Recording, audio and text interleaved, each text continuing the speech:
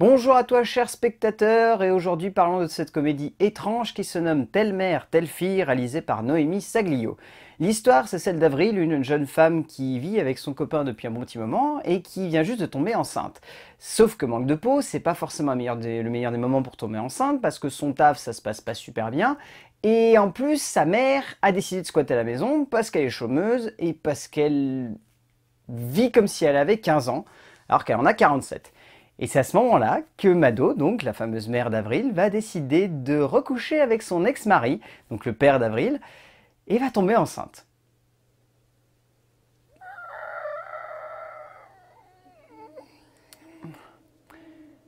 Noémie Saglio, c'est pas une mauvaise metteur en scène à la base, contrairement à ce que dit Durandal en parlant de la première fois, qui restait un premier film plutôt intéressant, malgré le fait qu'elle ait fait connasse juste avant. Mais Telle mère, telle fille est un plantage de la part de Noémie Saglio parce que c'est pas drôle. Et genre vraiment pas drôle quoi. C'est impressionnant, mais techniquement le film, il n'y a aucun reproche à lui faire, mais c'est une comédie.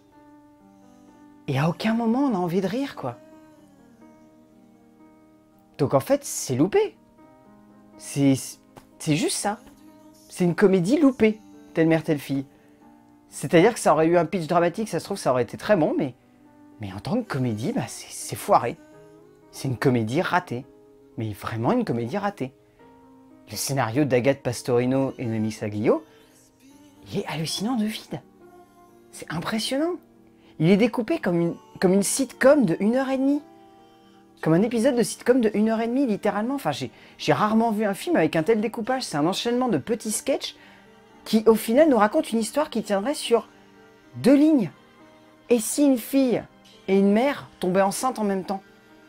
Et c'est tout. Le film va délirer pendant 1h30 là-dessus. C'est tout. Il n'y a rien d'autre derrière. Il n'y a pas de réflexion. Il n'y a pas de travail d'écriture. Il n'y a pas de composition des personnages. Dont aucun n'est quasiment attachant. Il n'y a rien dans ce film. C'est terrible parce que il a un bon pitch de départ. Il a plutôt une bonne idée. Les 2-3 premiers sketchs, ils fonctionnent plutôt bien. Notamment le sketch de la caisse au supermarché. Mais après, c'est le vide. Il n'y a plus rien dans ce film. Il n'y a plus rien du tout. Où est passé le travail d'écriture et de composition? Enfin, il n'y a rien dans ce film. Vraiment. Et c'est pareil au niveau de la mise en scène de Noémie Saglio. C'est pas trop mal mis en scène, mais c'est super mal découpé, quoi. C'est impressionnant entre le jeu avec la musique et la scénographie. Enfin, la musique, c'est la même musique quasiment qui revient toutes les 10 minutes. C'est hyper mal monté parce que la musique, elle sert de jeu de coupe entre les différentes séquences. Donc on a un peu l'impression de se croire dans un épisode de sitcom. Et c'est pas juste pour déconner là-dessus. C'est genre littéralement, à un moment, il y a une transition, la musique commence, on a 2-3 plans de ville, et ensuite ça enchaîne sur quoi? Ça enchaîne sur un plan où on se croirait dans Friends, où la caméra va panoter sur une fenêtre, ça va se rapprocher de la fenêtre, et là on va renchaîner à l'intérieur. On se croirait dans Friends. Sérieux, c'est des transitions de sitcom des années 90 qu'il y a dans ce film. Et ça rend le film complètement foutraque. On voit les coupes à 10 km. Et il y a ça, mais le montage derrière, c'est hyper mal monté. Il y a des moments où le son, il disparaît, comme ça, parce que genre, ils n'ont pas eu de quoi prendre le son.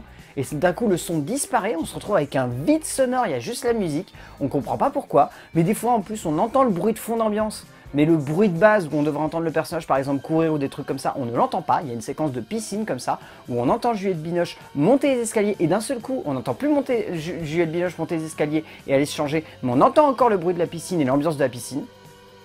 Et il y a plein de petits trucs comme ça. Ce film, il a été bâclé quoi. Mais vraiment bâclé par Noémie Saglio. En fait, c'est la seule possibilité que je vois. Ce film a été torché à la va-vite et Noémie Saglio, elle a rien su en tirer quoi. Mais vraiment rien.